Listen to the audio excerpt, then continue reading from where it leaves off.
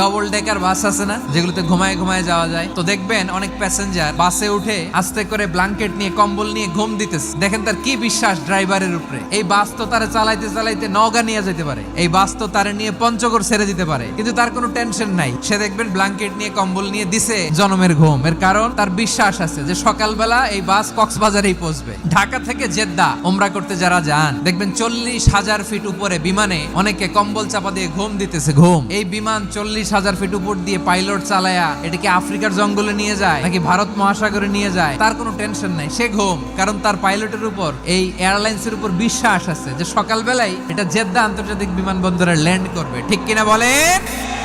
জ্ঞানীরা বলে বিশ্বাসে মিলায় বস্তু, তর্কে বহুদূর। এজন্য একজন বিশ্বাসী জমিনের মধ্যে বেঁচে থাকলে জমিনের উপর আল্লাহ প্রলয়ঙ্কারী কিয়ামত দিবে না।